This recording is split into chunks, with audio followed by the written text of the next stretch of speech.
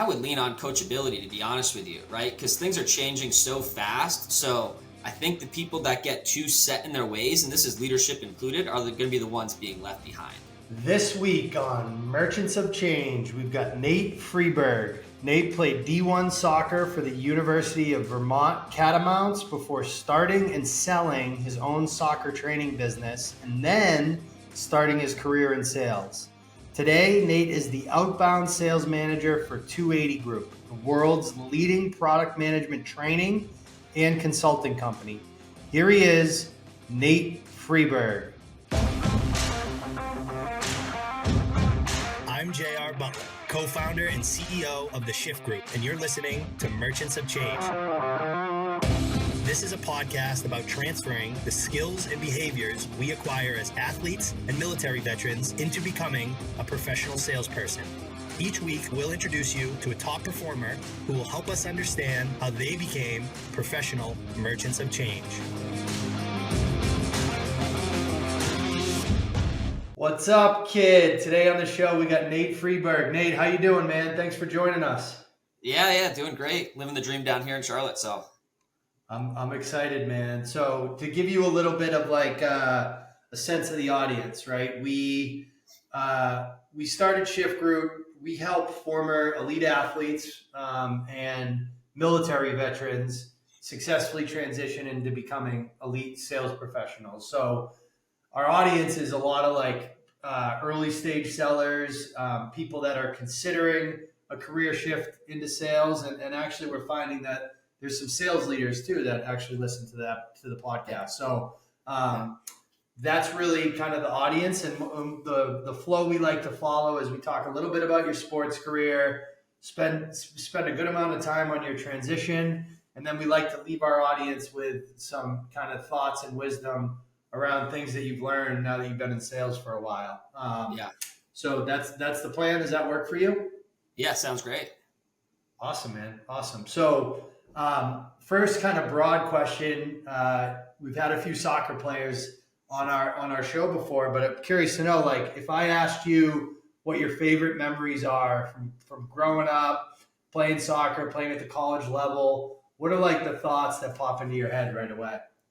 Yeah. I think anybody who's played sports has those memories from just like traveling to tournaments, being in the hotels, doing all that fun, kind of dumb stuff, right, with your teammates and just the memories you make along the way. It's interesting. You almost remember those more so than like the games itself. Of course, like the big ones you'll think of, but just like the memories and the stuff you do almost outside of the game. But I'd say even like transitioning to college, I think one of the biggest things for me is I came onto a team and we were really good. Like right away, we won our conference championship. So especially coming in as like a freshman, it was really interesting to have that transition to being on a team that was already successful, right? And almost learning how to have a different role than you're used to growing up, because a lot of times as you come into college, you're kind of the new kid on the block, right? So you have to earn your stripes again.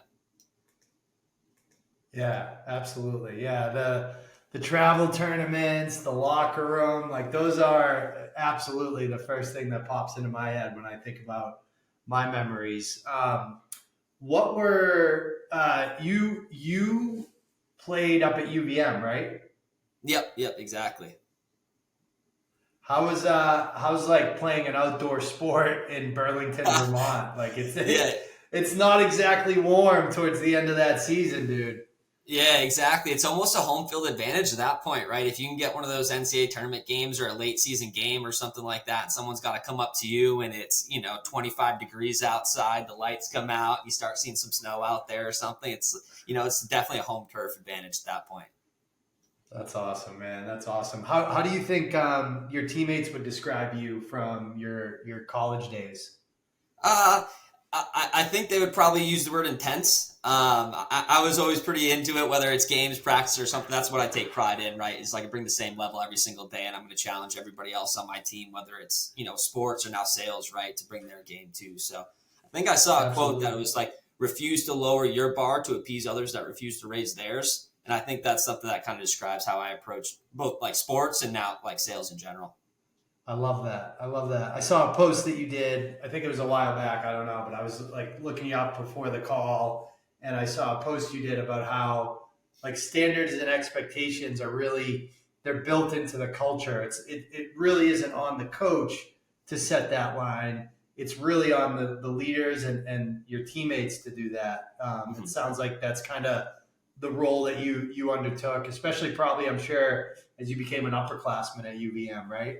Yeah, yeah, and I would say even just on the younger side, right? Because you almost have two different, I hate to say cliques, right? But you've got these new groups of players coming in. Not everybody has a real defined role on the team, so it can be tough to kind of see the light at the end of the tunnel, right? And that's almost similar with sales, where you start coming in, and it's tough because you're starting to learn how to prospect, how to close deals, things like that. There's usually a lag time, especially with my company now because it's an enterprise deal, so you got to take some time to build up, right? So understanding like what it is and what it takes daily to ultimately get to those end goals is important. So that's something that, I think I've always taken a lot of pride in just in what I do daily. But it's interesting when you get up to those higher levels of teams, those standards end up being much more self-policed across the board from my experience too.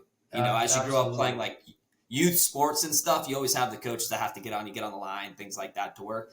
I never had that experience in college just because if you weren't going to bring your your top level, someone on the team is going to call you out first. And that's almost more impactful than the coach doing it because you just feel like you're letting your friends down. Yeah, absolutely. 100%. Now, your transition was interesting. You didn't necessarily get into sales by title, but I believe when you got out of college, you started your own company. Tell me about that. Yeah. So I was, honestly, I was in college when it had started and I was coaching youth soccer, doing some of those things. And at the time I had people asking if, I would help, their kids do some training or stuff like that on the side in the summer.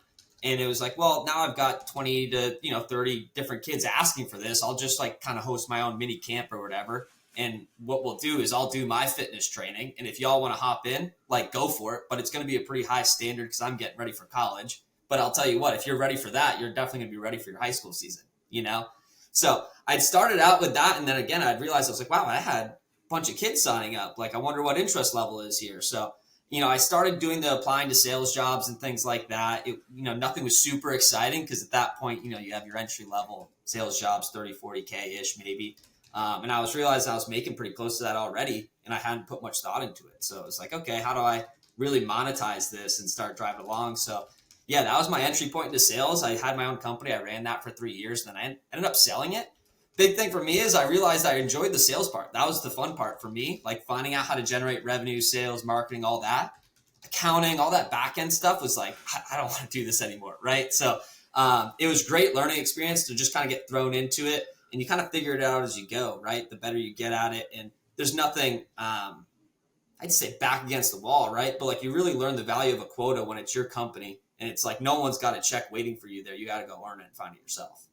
Absolutely. Now, as a sales guy who started their own company, I can relate to like the operational side of running the business. Yeah, you need somebody else involved in that or it gets hectic quick. Totally. Now, so after you sold the company, you went right into sales. What industry, like what was the role like, your first job?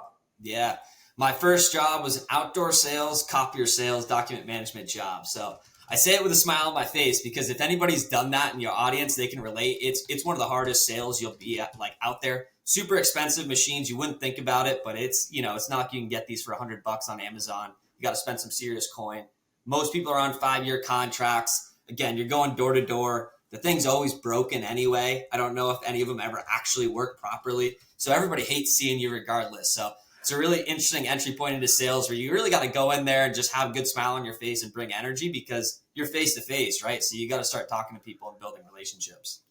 I mean, Xerox, like famous for like their sales training in the 80s and 90s. Were you at a big company like that, or was it more of a smaller regional player? Yeah. No, I was much more smaller regional player. So again, I had a great manager, which was awesome. I got to work directly with the VP of sales. And it was kind of that collaborative relationship where I was more of the SDR style, I guess, at that time, right? I would go out, try and source some of these deals.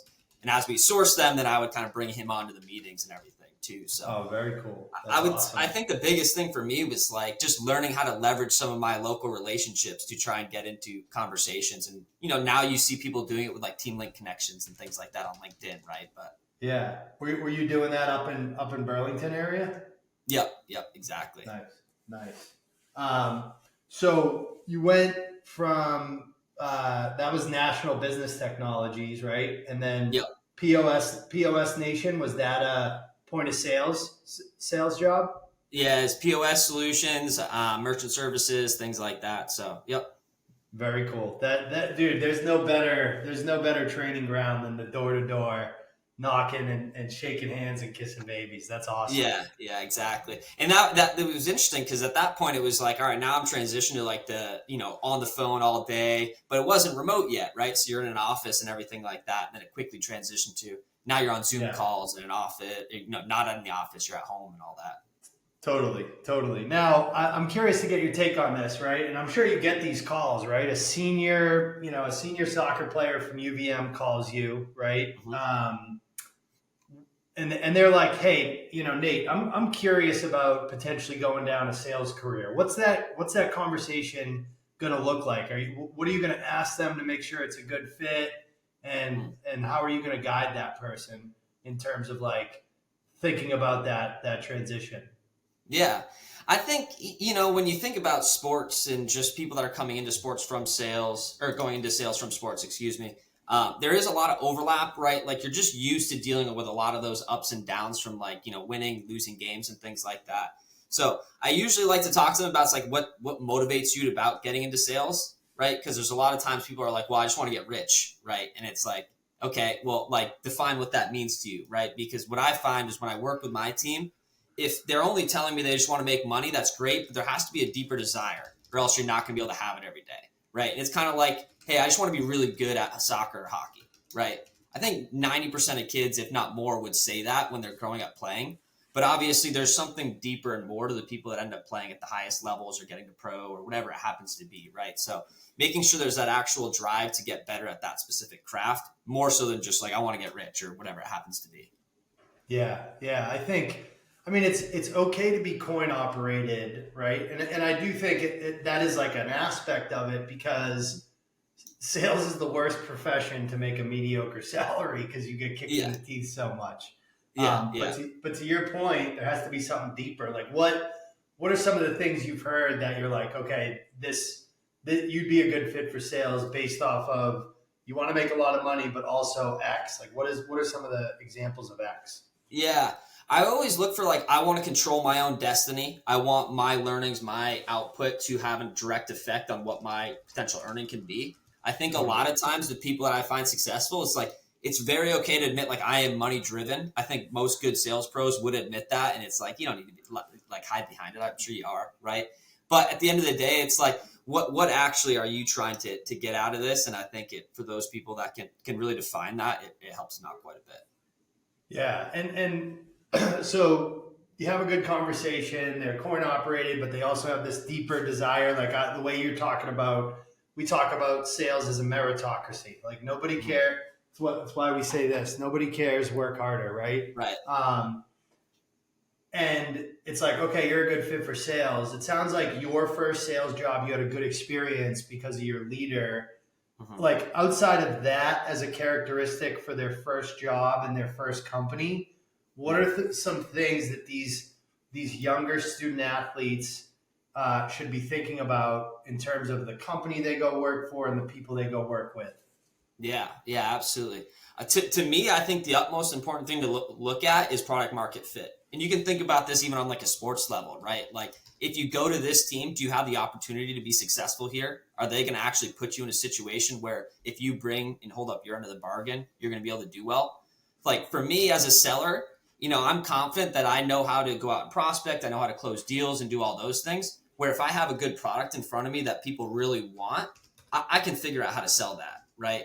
But on the flip side, if I have a product that nobody wants, there's no desire for it, it's not priced appropriately, all that type of stuff, it doesn't really matter how good you are at your craft, you're still going to lose, right? Like some of the best sports players in the world, like still didn't win titles because they weren't on teams that allowed them to ultimately win the game.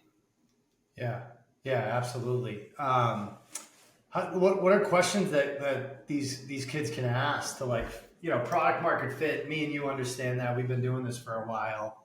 How's a good way for a young person that doesn't really know, doesn't have the business acumen that we've developed in our careers? What are some ways they can figure out whether or not that's true for a business they're looking at, in your opinion? Yeah. I think the biggest question you can ask is like talking about like the performance of the reps right now. So it's like how many of your reps hit quota? Perfect. What's that percentage? And then I always like to flip it a little bit more too. It's like, so for those people that aren't hitting quota, like in your opinion, why do you think they're missing? What could they potentially do I differently? like that. Right. That's a That way really it's good like question. flipping it on its head. And then you're getting insight into what that leader thinks like too, where it's just like, they just need to do more work. Right. And it's like, okay, well, I'm sure are you saying they're lazy or are they just not doing the right work? Right. And you can start really digging in to understand it's like, how is this person really getting supported to reach their goals? Right. Because you can't always be successful. I think that's the biggest thing with sales is you will miss your quota occasionally, but being consistent over time allows you to, if you have those down weeks, you'll have those up weeks too. So Yeah, that's really good advice. I really like that question. Why aren't people hitting their quota? yeah, That's a really good test of your leader. And I think like taking a step beyond product market fit, I'm a big believer that that leader is super important. I think you could yeah. agree because you had a great experience in your first role. What what are some things they should look for in their leadership to know it's a good fit for them? Yeah, I think my biggest pet peeve probably with leaders is leaders that aren't willing to get into the trenches with the team. So I would be asking all kinds of questions like if I'm coming into an SDR role, be like, "Hey, when was the last time like you've made cold calls with your team? Like how did that experience go for you? Like how else do you support your team actively in getting through their deals?" Because obviously, I mean, you email, phone calls, everything's changed drastically and it changes so quickly. So if you're using evidence and things like that from your experience 2-3 years ago, what I used to work with my team on, it like doesn't work anymore, right? And that's okay. So, but I have to be able to keep up with those strategies and really showcase how to do some of those things. So even recently, like I'm building out the new playbook for my team, and I can actually pull in specific examples where it's like, this is a cold call I made this year. This is a cold email I sent this year and then it converted to this revenue, right? So that way they can actually follow a specific example and feel like, okay, like he's gotten kicked in the teeth a few times too. So it's not like he's just like kind of talking out his ass at this point. Yeah, that's really good. I think like the analogy I use is like finding leaders that carry the water bottles. Like that's really what you need, especially early in your career, because it's a lot of leaders want to get up on a whiteboard or present a PowerPoint about best practices, but until you see them do it and they show you that they're willing to do it, it's really hard to trust somebody. You know what I mean? Yeah, yeah. Or just have confidence in what they're saying is, accurate, right? And they're leading you in the right direction. Absolutely. Absolutely. So you talked about the world is changing very fast, the world we live in, Nate. Yeah. 2023 was a tough year. End of 2022 was a tough year. I don't think it's going to get easier in 2024. What do you think are the critical skills for sales reps that want to be successful over the next 12 to 18 months are going to be? Oof. I would lean on coachability, to be honest with you, right? Because things are changing so fast. So I think the people that get too set in their ways, and this is leadership included, are going to be the ones being left behind, right? Like even if you think about AI recently, there's all kinds of different use cases you could come up with AI for. Some are better than others, right? So figuring out, it's like, okay, this is useful here. It's probably not useful here. I don't know if I really need it to write my copy, but I could, have it automate this task for me. And so I think the people who are willing to be coachable and really just challenge their own thinking repeatedly are going to be the most successful over time. I agree. I agree. Just like getting a little more tactical. What are you seeing? And this, to your point, this might change in Q1, might change in Right. Q2. What are you seeing from an outbound perspective that's working best for your sellers right now? Yeah. I think the biggest change that we made in the last 12 months that's allowed us to, have outbound pipeline that's converting and then outbound pipeline that's actually driving revenue, right?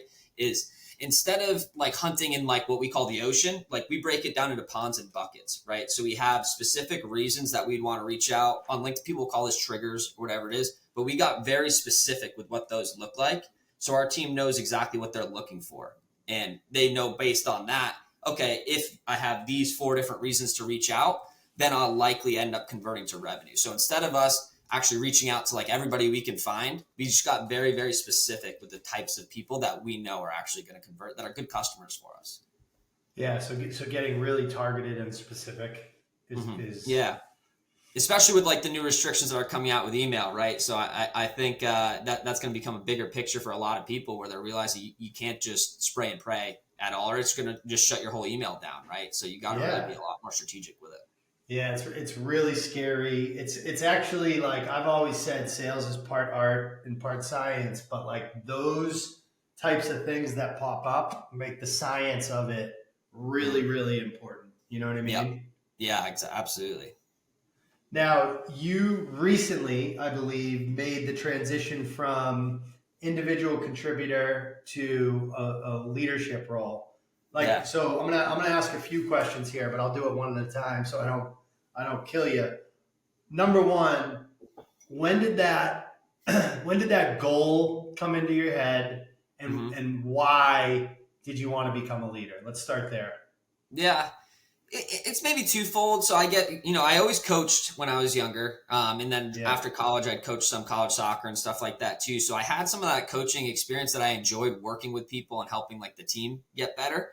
I would say in terms of sales, it's interesting because truthfully, there's a lot of advantages to being an individual contributor, especially if you're talented, right? Like you don't necessarily have to worry about too many other people. You can do your own thing. If it's working, nobody bothers you really. So there's a lot of great things that come with it.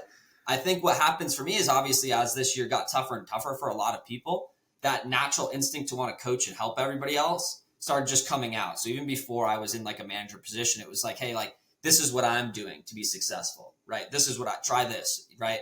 And the more that I started happening, it was kind of just a natural transition. So when it opened up, it was like, hey, like, yeah, let's go for it. And it was almost seeing the need and then kind of fitting that niche again, I guess.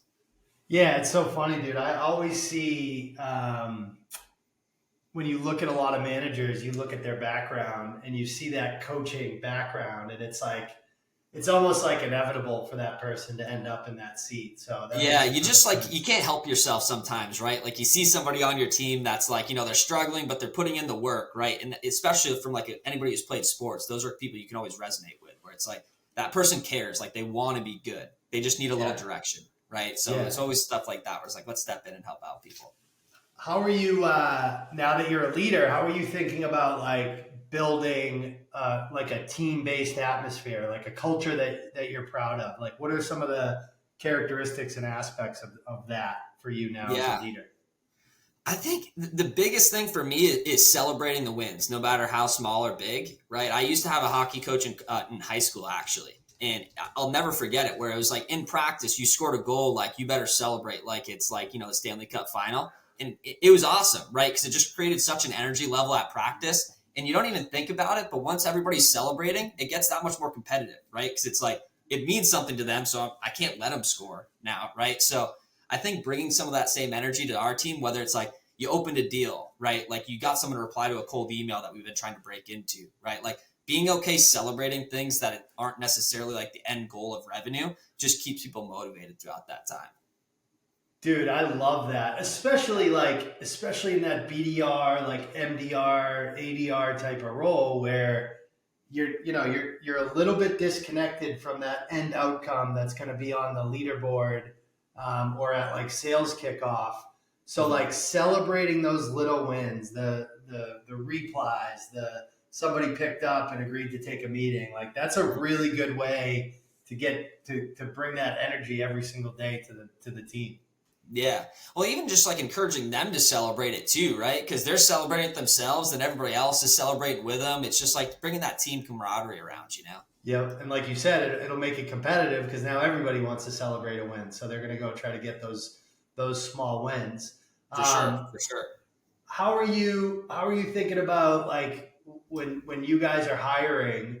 What are the characteristics you're looking for in a new BDR or MDR? Yeah. Well, it's interesting because we currently are hiring. Shout out. So if anybody wants to get to give a shot here, they can. But yeah. So for us, like what we're looking for is big coachability. Like that's the biggest thing that we want is people that are actually looking to get better, improve on their craft. I think a lot of times work ethic goes with that too. But just an eagerness to learn, I think, is the biggest thing overall. Because as they get better and more skilled and want to learn, like we said, it's really just evolving over time. So someone that's going to be willing to continuously challenge their way of thinking and challenge the way I think too. I'm not trying to bring someone on my team that's just trying to like fit the culture. I want them to think about being like a culture add, right? Like bring something different to the table. I like that. Do you have a favorite interview question that you've been asking people? So I go back and forth on it a lot, but I like to literally ask that. It's like, why would you be a good culture add to our team? Like I think of a team where we have players within it and, we don't need the same player across the board. So what do you bring differently? And it kind of like comes off, I hate to say combative, but it puts people on their heels because they're like, oh, what do you mean? Like, how would I be different? And then they really have to give almost a very unique answer that's usually not canned. Yeah, that's good. I like that. By the way, I'll have to follow up with you after this, but I know a company that has a bunch of BDR candidates that are really coachable. Exactly. I love it. People are seeing my sales pitch live right now. I love it. Yeah.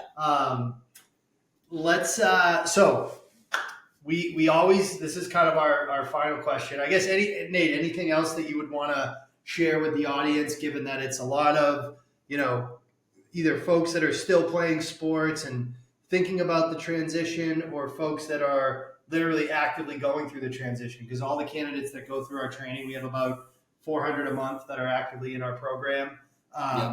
Any advice for them that you'd give them before this final question? Yeah, I think the biggest thing I would recommend is treat the interview process, treat the job search process in general like you're actually going to be in the role, like an actual sales rep, right? So just for reference, like the job we posted, we had over 500 people apply, right? Like I can't personally look through 500 resumes, right? But like the people that actually went out of their way, added me on LinkedIn, sent me a nice video on LinkedIn or a voice note on LinkedIn about why they'd be, again, a great, culture add to the team. Those are the people that it's like, oh, okay, let me check out their background and see if they're a good fit to interview, right? Like they stood out from the crowd. And that's really what sales is, right? Like people are going to get hundreds of emails a day, a ton of calls. They're not really trying to talk to people that are, they're not planned in their schedule. You have to stand out somehow. So showcasing that in the interview process really, puts you up that much higher. I love that. Great advice for our audience. Thank you for that, Yeah. Nate. All right. Last question, man. People always ask me, JR, why does your business focus on athletes and veterans? And the way I explain it, like very simply, is because I don't have to explain to an athlete or a veteran what getting dialed in means. Because that's like the point of our program is to take these unique individuals and get them dialed in from a sales perspective. And it means, operating at the highest level. So for you, what does being dialed in mean as a sales professional? Yeah. I think it goes two ways. So dialed in, especially for like a sales like pro or anybody that wants to be really good within their craft. One is like they actually put in the work to get better and better as they go, right? Like I think a lot of people when they're dialed in, they're not just showing up to practice to show up to practice. Like it's intentional. It's like, I need to get better at, discovery today. I'm going to get a little bit better today. And then I'm going to get a little bit better tomorrow. And then over time, I'm going to be so dialed in at all these times of getting better that I'm going to be excellent whenever I'm on the calls, right? So I always think that's really important. And then bringing that same level of, like I said, like insanely consistent, right? Like when I think of the best athletes that I played with, I was fortunate where I coached Division III, I coached Division II, and then I played Division I. And honestly, like the best players on the Division III team I coached probably could have played on my Division I team. But the problem is they weren't consistent. They didn't have the same level every single day. So I think the people that can really showcase that within their sporting world, it's like, hey, like I'm going to be a pro, I'm going to be an athlete, I'm going to be, whatever it is within this, realm. Again, you just take yourself up that much further. I love it. So the summary there, in my opinion, is like practicing with intention and really performing not so that you get it right, but so that you don't get it wrong, right? Yeah, exactly. I love it. You never know when someone's going to pick up, right? Like, what is that? Like, you get like 7% connect rate, I think is the average right now too. So, you got to be ready when the right person comes along. Absolutely. 100%. Nate, this was an awesome conversation, man. Thank you so much for joining us. Yeah. I really appreciate it. Yeah, appreciate you guys for having me. This wraps up this episode of Merchants of Change. If you enjoyed this episode, the most meaningful way to say thanks is to submit a review wherever you listen to podcasts. If you're interested in working with us, please come find us at www.shiftgroup.io.